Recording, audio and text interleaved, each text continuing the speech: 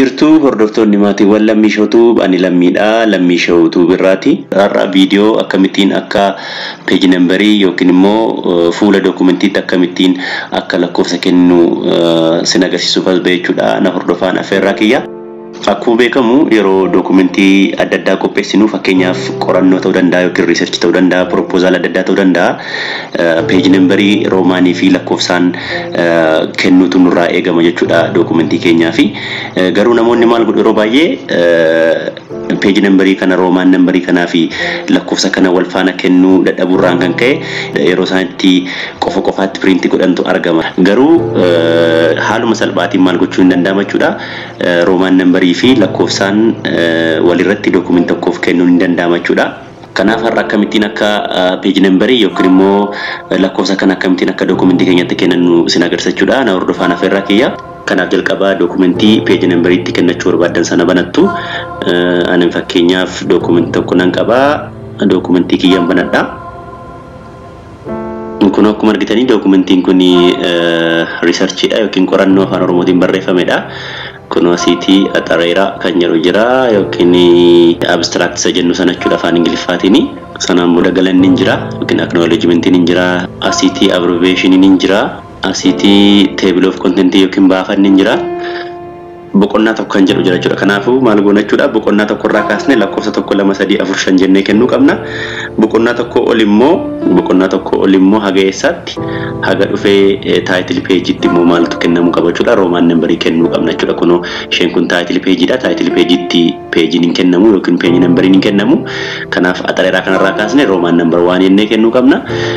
Boqonnaa tokko irraa kaasnee immoo maal gochuu qabna jechuudha. Lakkoofsa 1 2 3 jennee kennuu qabna jechuudha. Kanaaf jalqabaa maal gochuu qabdu jechuudha.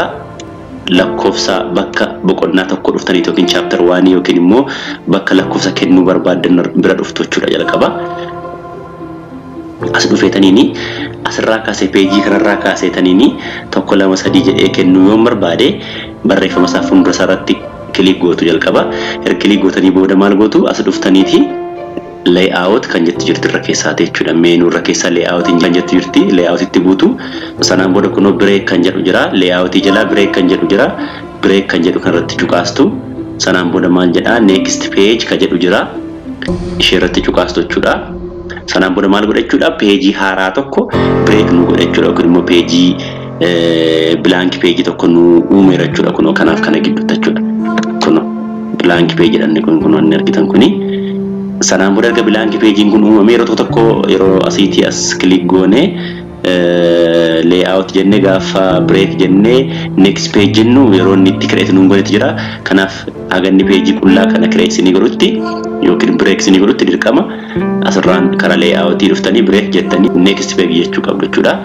Erga page haaraa create ni godhe kana gidduutti erga page break ni godhe maal gootu page-chuma isaa kilik gootanii break gochiistan jala saaraan dhuftu fuutarii isaarra jechuudha. Dhuma saaraan dhufaa jechuudha ishee kana. Peejitti ishee kana. Dhuma ishee irra jechuudha malee dhuma dookumentii osoo hin taane dhuma peejii ammatti break godhe kana jechuudha. Kunooti dhumni ishee kunoota jechuudha. Peejii amma break ittiin godhe dhumni ishee kanadha. Kunoo bakka duwwaa kanarratti double click goota jechuudha. Kunoo double click kan godhaa gaafa double click godhu kunoo akkanatti na baasa jechuudha. Sanaan booda gaafa double click gootanii kunoo as kanaatti irra keessa kana link to previous kan jettu jirti isheetti buutu. Dirqama bu'uu qabdu kanatti jechuudha. Link to previous kan jettu jirti isheettan bu'aa. Sanaan booda link to previous jedhee booda as dhufeetaniin kunoo karaa harka bitaatiin header footer jedhee page number kan jedhu jira. Ishee irratti cuqaastu jechuudha. Page number kan jedhu irratti cuqaastu. Sanaan booda page number irratti erga cuqaastanii booda maal gootu format page number kan jedhu bira dhuftu jechuudha. 1 2 3 irraa kaasee kennuun barbaade waan ta'eef boqonnaa tokko irraa kaasee 1 2 3 akka jedhetti naaf waan hin barbaade formatii 1 2 3 ishee kana filadha jechuudha. Erga formatii kana filattanii booda dhuftanii tasiitii start at kan jedhu kana filattu jechuudha. Start at waan tokko irraa kana eegaluun barbaade waan ta'eef start at waan jettu jechuudha. Fakkeenyaaf 5 irraa tokko si eegaluu barbaade illee start from 5 jechuu dandeessu jechuudha. Garuu ani tokko irraa kana eegaluu waan hin barbaade boqonnaa tokko irraa kaasee start at waan kan jedhu kanaan filadha jechuudha. Sanaan booda okay jedha jechuudha.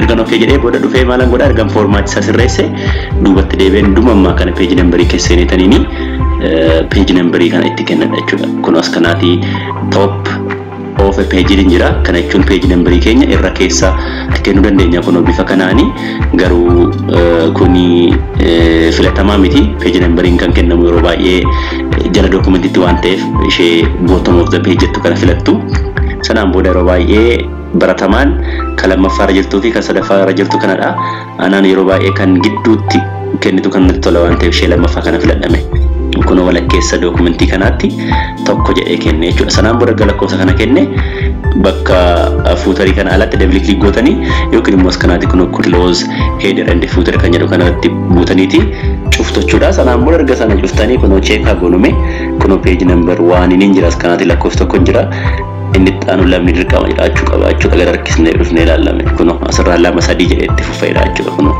sadii jedheetti fufeera jechuudha boqonnaa tokko olimmoo maaltu kennamuu qabachuudha Roman number 1 number 2 number 3 jenne kennuu qabna jechuudha kanaaf amma mee ol dhufneeti Roman number yaa kennamu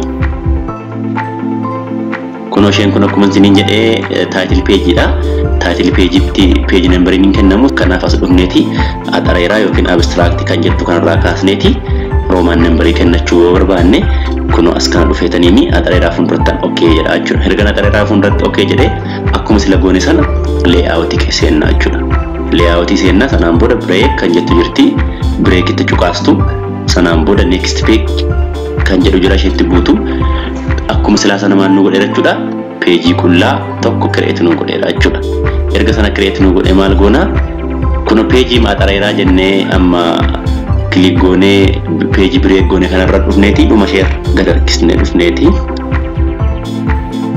yaa kunooti double click kan godha jechuudha gaafa double click godhu kuno link to previous akkuma sila sana dhufeera isheettan bu'a erga sanatti bu'ee booda akkuma sila sana page format sirreessaa jechuudha yoo asirraan sinii dhufuu baate page numbering kun kan keessan irraa as kanan jirtu ta'e insert keessantanii argachuu dandeessu insert ettanii kun as kanan jirti page numbering kun page numbering jirti karaa kanallee fayyadamuu dandeessu jechuudha page numbering tan bu'aa sanaan booda page format page number kan jettutti buuna sanaan booda kun Roman numbering kan sila tokko lama sadii irra ture dhufnee Roman numbering filannaa jechuudha kun Roman numbering qofa miti abaacaadhaan illee kennachuu barbaanna abaacaadhaan kennuu dandeenya yeroo baay'ee garuu kan baratame Roman numbering fi lakkoofsa tokko lama sadii waan ta'eef Roman numbering kana filanna sanaan barsiitii kunoo akkuma silaa sana start at Roman number 1 kan jettu kan rakkeewwanna sanaan booda okay jenna erga sana okay jennee booda dhufneeti page number itti buunan mallee sanaan booda page number keenya kennannaa jechuudha bottom of the page jenna akkuma silaa kana meeshee lammaffaa kana filadha sanaan booda kunoo Roman number 1 naa kenneera as keessa ba'uuf kunoo close header and footer itti buutu yookiin immoo bakka qullaatti double click gaafa gootan insinii bahachuudha kana keessa sanaan booda yoo gad harkisnee ilaalle kun Roman number 1 dha galata yookiin immoo acknowledgement kun immoo Roman number 2 ta'uu qaba exactly kun Roman number 2 ta'eera hiikaan jechoota kunillee Roman number 3 ta'uu qaba baafanni kuni Roman number 4 ta'uu qaba yaa kun Roman number 4 ta'eera gadi immoo maaltu jira jechuudha kuno lakkoofsa tokko lama sadii jedhetti fufeera jechuudha sanaan booda erga kana goonee amma maaltu nu hafa as dhufneeti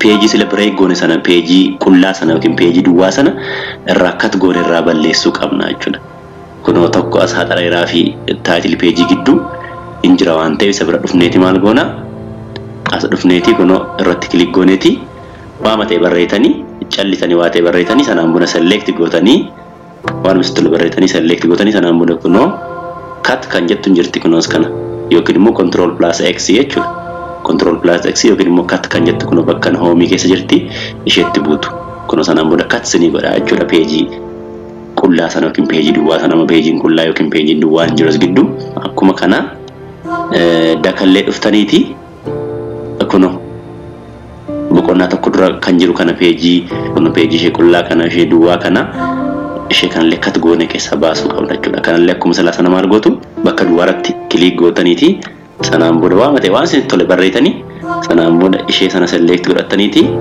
sanaan booda kun akkuma sila sana cut gootu jechuudha save an godhaati mee irra deebinee ilaallume irra keessaa